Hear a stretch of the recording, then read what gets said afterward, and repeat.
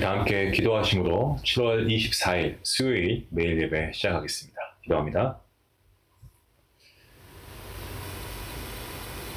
하늘의 신령한 것으로 땅 기름진 것으로 우리를 축복해 주신 하나님, 오늘도 그 하나님의 변함없으신 사랑과 은혜에 감사합니다. 오늘도 이 시간 우리의 믿음이 하나님께 올려드리는 귀한 시간이 될 수 있기를 원합니다. 오늘 매일 예배를 통하여서 우리가 주님께서 주시는 말씀의 은혜가 어느 하나도 땅에 떨어지지 않도록 도와주시고 말씀을 통한 하나님의 은혜를 경험하는 시간 될 수 있도록 하나님 함께하여 주시옵소서. 하나님, 오늘도 우리가 말씀을 들을 때에 우리가 무엇보다 기대하길 원합니다. 우리 안에 믿음의 결실이 충만하게 맺힐 수 있기를 원합니다. 하나님께서 우리가 말씀을 사모하며 나아갈 때에 이 말씀에 순종할 수 있는 믿음만 주실 뿐이 아니라 아버지, 우리가 이 믿음대로 살아갈 수 있도록 건강과 또 우리의 삶을 주님께서 주관하여 주시옵소서. 하나님, 우리의 사랑하는 교회를 위해서 기도합니다. 정말 시대적인 사명을 감당하는 우리 중앙교회가 되게 하시고 사도행전의 역사와 전통이 살아 숨쉬는 그러한 우리 교회가 될 수 있기를 원합니다. 무엇보다 우리가 올 한 해 계속해서 기도하고 우리가 애쓰고 있는 정말 주님의 영적인 군대가 될 수 있기를 원합니다. 아버지, 성령의 능력이 나타나는 교회가 되게 하시고 치유와 회복이 일어나는 교회가 되게 허락하시고 복음 전파에 그 어느 교회보다도 가장 앞장서는 교회가 되게 하시고 온 나라와 민족과 열방을 복음화를 위해 달려가는 영적인 전진기지가 되게 하시며 믿음의 거목을 길러내는 다음 세대를 준비하는 귀한 교육의 산실이 되는 우리 교회가 될 수 있도록 인도해 주시옵소서. 하나님, 몸이 아픈 자에게 주님께서 찾아가 주시고 하나님께서 아버지 육신의 질병뿐만이 아니라 마음과 생각도 지켜주시고 주님께서 만져주시고 위로하여 주시고 치유케 하시고 낫게 하시는 그 은혜가 아버지 모든 우리 환우분들에게 또 그 가족분들에게 충만히 임하여 주시옵소서. 아버지, 오늘도 예배의 모든 시간 주님께서 함께 하시고 임재하실 것을 믿고 감사하며 예수님의 이름으로 기도하옵나이다. 아멘. 찬송가 292장 함께 하시겠습니다.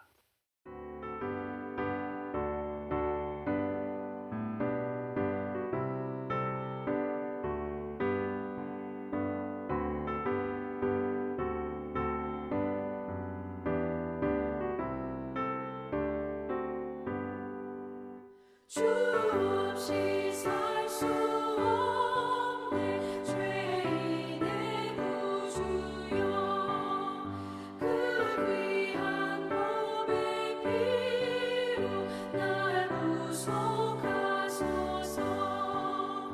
구주의 손으로 흘리신 보혈이 내 소망 나의 위로 내 영광 됩니다.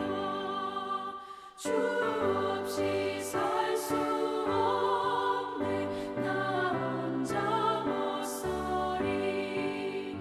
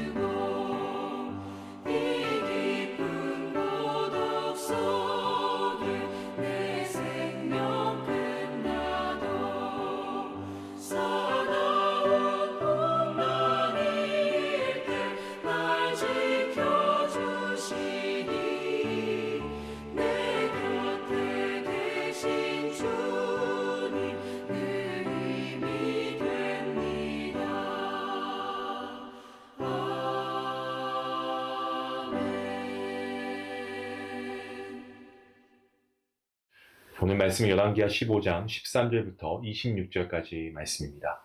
우리 함께 말씀을 읽도록 하겠습니다. 유다왕 우시야 제39년에 야베스의 아들 살룸이 사마리아에서 왕이 되어 한 달 동안 다스리니라. 가디의 아들 무나헴이 디르사에서부터 사마리아로 올라가서 야베스의 아들 살룸을 거기에서 쳐 죽이고 대신하여 왕이 되니라. 살룸의 남은 사적과 그가 반역한 일은 이스라엘 왕 역대지략에 기록되니라. 그때 무나헴이 디르사에서 와서 딥사와 그 가운데에 있는 모든 사람과 그 사방을 쳤으니 이는 그들이 성문을 열지 아니하였습니다. 그러므로 그들이 그곳을 치고 그 가운데에 아이벤 분야를 갈랐더라.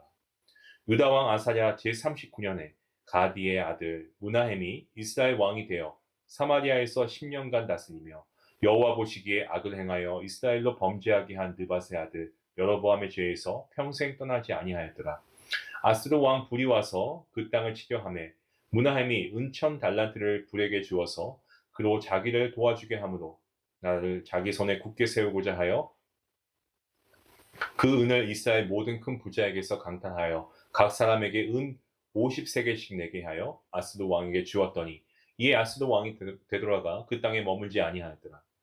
무나헴의 남은 사적과 그가 행한 모든 일은 이스라엘 왕 역대지략에 기록되지 아니하였느냐. 무나헴이 그의 조상들과 함께 자고 그의 아들 부가히야가 대신하여 왕이 되니라. 유다의 왕 아사랴 제50년에 무나헴의 아들 부가히야가 사마리아에서 이스라엘 왕이 되어 2년간 다스리며 여호와께서 보시기에 악을 행하여 이스라엘로 범죄하게 한 느밧의 아들 여로보암의 죄에서 떠나지 아니한지라. 그 장관 르말야의 아들 베가가 반역하여 사마리아 왕궁 호기소에서 왕과 아르곱과 아리엘을 죽이되 길르앗 사람 50명과 더불어 죽이고 대신하여 왕이 되었더라. 부가히야의 남은 사적과 그가 행한 모든 일은 이스라엘 왕 역대지략에 기록되니라. 아멘. 남유다 왕국은 이 산당을 제거하지 않았습니다. 그래서 이 하나님 보시기에 악을 행했다, 하나님 보시기에 온전하지 못했다라는 것을 우리가 보고 있습니다. 하지만 이 제사장 여호야다의 강력한 종교 개혁 이후 남유다 왕국은 하나님 보시기에 정직히 행하고 있었습니다. 그 증거로 근래에 함께 살펴본 이 남유다 왕국의 왕들인 요아스, 또 아마샤, 또 아사야에 대한 이 성경의 증언은요, 여호와 보시기에 정직했다고 한결같이 말씀에서 우리에게 보여주고 있습니다.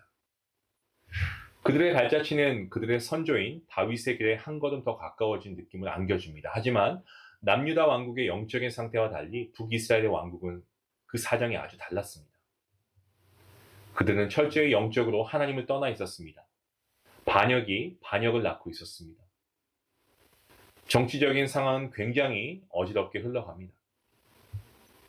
본문 13절 말씀입니다. 유다왕 우시야 제39년에 야베스의 아들 살룸이 사마리아에서 왕이 되어 한 달 동안 다스립니다.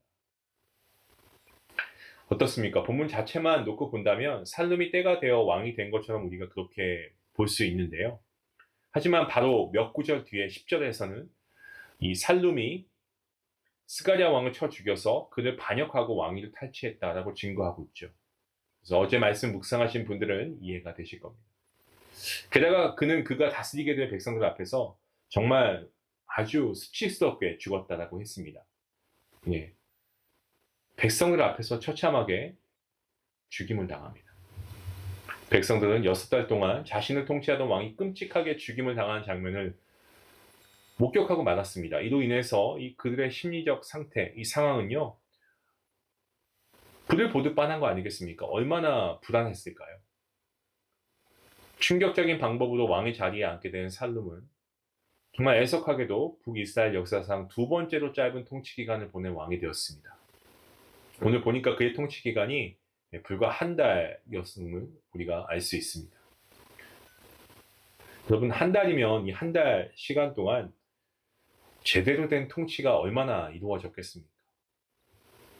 그는 왕좌에 앉자마자 반역을 당하고 말았습니다. 반역을 누가 일으켰습니까? 그 장본인은 가디의 아들 무나헴이었습니다. 북이스라엘 백성들은 반년 동안 2번의 반역을 겪게 되었습니다. 그 누가 자신의 나라 정치가 어지러운 것을 보고 좋아할 그러한 국민은 아무도 없죠. 아마 북이스라엘 백성들 마음은 굉장히 심경이 많이 복잡했을 것 같습니다. 하지만 그들이 하나님을 의지하는 영적인 백성이었다라고 한다면 그러한 혼란과 정말 그런 아비규환과 같은 상황 가운데 하나님께 도움을 간구하는 게 맞지 않았을까요? 하지만 이 부분에 있어서 성경 기자는 아무런 기록을 남겨놓지 않고 있습니다. 이것은 북이스라엘 백성들의 영적인 상태가 하나님께로부터 얼마나 멀리 떨어져 있었는가를 우리에게 잘 보여주고 있는 대목입니다. 한편 찰나의 순간만을 통치하던 살롬의 특이사항은요, 다름 아닌 반역이었고, 성경은 그의 삶을 정리하고 있습니다. 15절 말씀이죠. 살룸의 남은 사적과 그가 반역한 일은 이스라엘 왕 역대시작에 기록됩니다. 새롭게 왕위에 오른 므나헴은 위로자라고 하는 이름의 뜻을 가지고 있었습니다. 때문에 북이스라엘 백성들은 어쩌면 그에게 큰 기대를 걸지 않았을까요? 그래서 어쩌면 무능한 살룸의 왕위를 뺏은 므나함의 반역은요, 어떤 정치적인 그런 혼란과 혼돈에 쌓인 그들에게 위로를 건네줄 만한 그러한 지도자의 어떤 정의로운 출현으로 보였을지도 모르겠습니다. 하지만 안타깝게도 므나헴은 그의 이름의 뜻과는 정반대의 인물이었습니다. 그럼 정말 너무나 잔혹하기 짝이 없는 그러한 인물이었습니다. 본문 16절 말씀입니다. 그때 므나헴이 디르사에서 와서 딥사와 그 가운데에 있는 모든 사람과 그 사방을 쳤으니 이는 그들이 성문을 열지 아니하였습니다. 그러므로 그들이 그곳을 치고 그 가운데에 아이벤 분열을 갈랐더라. 충격적인 내용입니다. 므나헴이 왕이 된 뒤에 통치를 제대로 하기는커녕 지체 없이 딥사와 그 가운데 있는 모든 사람을 쳤고 뿐만 아니고 어떠한 자비도 없이 멸망시켰습니다. 심지어 아이벤 분열을 갈랐다라고 기록하고 있습니다.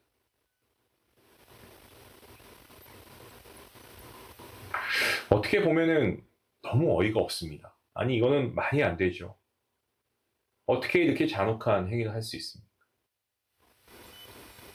므나헴은 그가 딥사를 친 이유에 대해서 그곳에 사람들이 성문을 열고 자신을 환영하지 않았다는 이유로 명분을 좀 돌리고 있는 것 같은데요. 100번 양보한다고 해서 성문에 문을 열고 자신을 환영하지 않은 이유가 새로운 왕에 대한 예우가 아니었다고 해도 그로 인해서 임산부의 배를 가르다니요. 이건 윤리적으로도 정말 엄청난 범죄 아니겠습니까? 이러한 행위는 딥사에 사는 모든 자의 씨를 말리려고 했던 정말 필요 이상의 살기 어린 그런 광기라는 표현밖에 할 수가 없는데 그런 광기가 그에게 있었다는 것을 보여주고 있습니다. 므나헴은 자신의 이름에 걸맞게 백성들에게 위로를 주는 왕이 아니었습니다. 북이스라엘 가운데 그 누구도 대항할 수 없는 강력한 그야말로 살떨리는 공포 정치로 10년간 자신의 왕위를 그렇게 붙잡고 있었습니다. 기세등등한 이러한 그의 모습은요, 어떻게 이런 모습이 가능했겠습니까? 그는 하나님을 두려워하지 않았기 때문에 그런 거죠. 본문 18절 말씀을 보시면 한 가지 흥미로운 표현이 나옵니다. 그는 여러보암의 죄를 떠나지 않았는데 그것이 평생이라고 기록하고 있습니다. 므나헴은 그가 태어나면서부터 왕으로서 10년 동안 통치하는 날 동안에 죄를 평생 떠나지 않았습니다. 다르게 표현하면 그는 평생 동안 모든 죄를 지켜보시고 심판하실 하나님의 존재를 무시하고 하나님을 두려워 떨지 않았다는 것입니다. 이렇게 하나님을 우습게 보는 그가 너무나 재미있는 것은 하늘에 계신 하나님도 두려워할지 모르는 자가 두려워했던 게 있는데 그건 바로 주변 강대국 왕이었던 불이었습니다. 그는 아스도 왕이었던 불에게 쩔쩔매는 모습을 보이고 있습니다. 그의 모습은 그냥 우리가 말씀을 읽지만 너무 가련하기까지 합니다. 전 여기서 이걸 좀 깨닫게 되었습니다. 하나님을 두려워하지 않는 자는 자신보다 힘이 있는 사람을 두려워합니다. 반대로 하나님을 두려워하는 자는요, 사람을 두려워하지 않습니다. 하지만 므나헴 어떻습니까? 하나님을 두려워하지 않았습니다. 오히려 자신이 일구어 놓은 왕위가 빼앗길까봐 정말 안절부절 못하면서 두려움에 사로잡혀 있었습니다. 그로 인해 백성들의 안위도 그에게 전혀 중요한 그러한 문제가 아니었습니다. 강력한 권력을 잡은 문하햄에게 감히 반역을 도모할 자가 없었습니다. 그는 계속 마음이 높아져 갔고요. 북이스라엘 중 그 누구도 그를 막을 수 없어 보였습니다. 하지만 하나님께서는 그 모든 것을 다 지켜보고 계셨다는 거죠. 하나님께서는 아스루 왕 둘을 철퇴로 사용하십니다. 그래서 문하햄의 높은 콧대를 꺾으셨습니다. 그 말씀이 본문 19절과 20절의 말씀입니다. 어느 날 아스루 왕은 사마리아 땅을 맞서기 위해 왔습니다. 그동안 아무것도 거침없었던 문하햄 아니었겠습니까? 처음으로 그가 아마 절체절명의 위기를 맞이하게 되었을 겁니다. 그 위기의 순간에 문하햄이 의지한 피난처는요, 다름 아닌 돈이었습니다. 은이었습니다. 은. 무려 은 1천 달란트를 아스루 왕에게 바쳤습니다. 은 1천 달란트, 무게로 환산하면 170톤이 넘는 엄청난 금액입니다. 당시 히브리 사람들에게 1달란트는 대략의 한 3천 세겔 정도였고요. 그리고 노예의 몸값이 50세겔이었던 것을 감안해 보면 문하햄은 아스루 왕에게 대략 6만 명의 몫을 바친 셈입니다. 어마어마하죠. 아마도 그는 이렇게나 많은 돈을 왕궁에서 마련하고 나머지 모자란 부분은 이스라엘 가운데 있는 부자들에게서 은 50세겔씩을 강탈해서 충당했을 겁니다. 나라의 전 재산을 정말 긁어 모으고 모아서 아스루 왕에게 조공을 바쳤습니다. 여러분, 왜 이렇게까지 그가 무리하게 행동합니까? 왜냐하면 그는 하나님을 철저하게 잊고 있었기 때문입니다. 왕위는 자신이 지켜야 하는 자신의 자리인가? 라고 착각하고 있었던 겁니다. 이스라엘의 왕위, 어느 한 왕의 자리가 아닙니다. 그것은 참된 이스라엘의 왕이신 하나님의 권위 아래에 놓여있는 자리이고요. 하나님께서 때로 주시기도 하고 취하시기도 하시는 그런 일시적인 자리에 불과했습니다. 이스라엘 왕이 해야 할 책무는 자기를 위해서 은금을 많이 쌓고 이런 것이 아니고 병과 마병을 많이 쌓고 이런 것이 아닙니다. 다시 말해서 이스라엘의 왕좌는 문하햄처럼 주변 강대국을 의지해서 탐욕적으로 이어가는 곳이 아니었다라는 겁니다. 성도 여러분, 우리는 평생 하나님을 떠난 자의 모습이 어떠한지 똑똑히 봐야 합니다. 어떠한 모습입니까? 어떠한 모습입니까? 하나님을 떠난 자의 결국은 강자에게 비굴하게 고개를 숙이면서 힘겹게 노력하여 공들여 정말 삶을 연명하는 그런 모습을 보일 수밖에 없죠. 자신은 그것이 삶을 풍요롭게 영위해 나가는 지혜로운 어떤 처세술로 그렇게 여길 수 있겠지만 오늘 말씀 19절 하반절은 그러한 처세를 뭐라고 합니까? 자기 손에 굳게 세우고자 하는 야욕에 불과하다라는 그러한 인상을 우리에게 주고 있습니다. 왕이 자신의 나라를 자신의 손에 굳게 세우고자 하는 것은 어떻게 보면 왕으로서 당연한 처사일 것처럼 보여집니다. 하지만 문제는 그는 하나님의 권위 아래에 있는 이스라엘의 왕이었다는 거죠. 더 나아가서 그도 하나님의 권위 아래 놓인 이스라엘의 백성 중에 하나였다는 겁니다.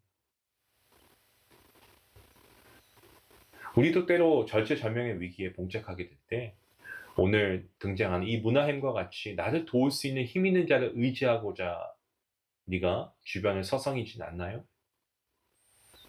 그러한 사람을 찾고 있지는 않습니까?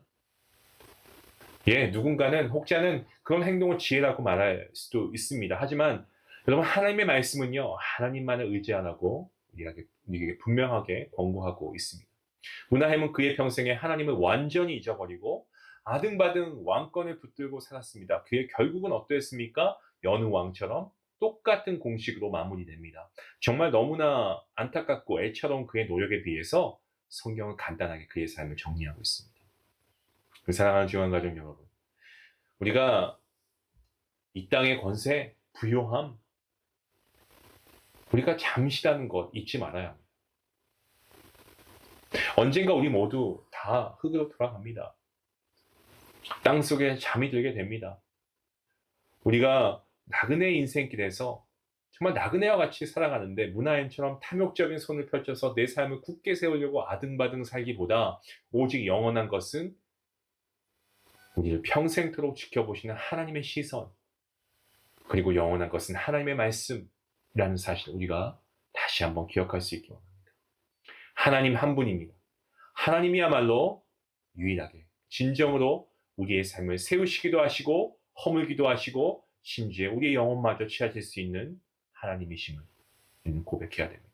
오늘 그 하나님의 시선 아래 있음을 우리가 고백하며 그 하나님을 의지하고 하나님께만 예배하며 하나님께 우리의 삶을 온전히 위탁하는 그러한 우리 모든 성도님들 될 수 있기를 주님의 이름으로 간절히 축원합니다. 기도하시겠습니다. 하나님 감사합니다. 오늘 말씀을 통하여서 깊은 깨우침을 주시니 감사합니다. 문하햄은 자기의 평생에 여러 번의 죄에서 떠나지 않았습니다. 정말 고집이 센 완고한 인물이었습니다. 이스라엘 백성들을 괴롭히고 자신의 왕위를 계속해서 유지하기 위해 정말 탐욕스럽고 그가 할 수 있는 모든 죄를 서슴지 않았음을 봅니다.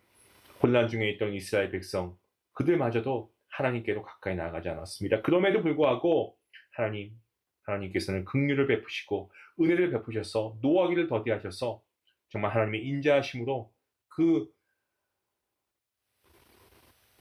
이스라엘을 지면에서 지워버리지 않으셨다는 사실 우리가 보면서 하나님의 이러한 은혜를 또 자비하심을 하나님의 성품을 우리가 바라보게 됩니다. 하나님, 우리 역시 정말 주님의 그러한 성품을 의지합니다. 하나님의 말씀 앞에 정직히 살아갈 수 있는 힘을 우리에게 주시고 우리의 인생 가운데 정말 우리가 분명히 어느 순간 우리는 다 이 생을 마감해야 되고 하나님 앞에 서야 할 터인데 우리의 한계를 우리가 하나님께 분명히 내어놓고 그 깨달음을 통하여서 오늘도 우리가 하나님을 향하여 주님만을 바라보고 주님만을 의지하며 살아가는 우리 인생들 되게 허락하여 주시옵소서. 이 모든 말씀 예수님의 이름으로 기도하옵나이다. 아멘. 말씀 생각하시면서 함께 기도하시겠습니다. 여러분 문하햄과 같은 어리석은 범하지 마시고 죄에서 빨리 돌아오시기 바랍니다. 그리고 우리가 어떠한 것을 계속 잡으려고 하지 마시고 놓는 훈련하시기 바랍니다. 우리가 붙잡아야 할 것은 오직 하나님 말씀뿐입니다. 우리가 이러한 신앙을 가지고 살아갈 수 있게 달라고 이 말씀을 기억하시면서 함께 기도하시겠습니다.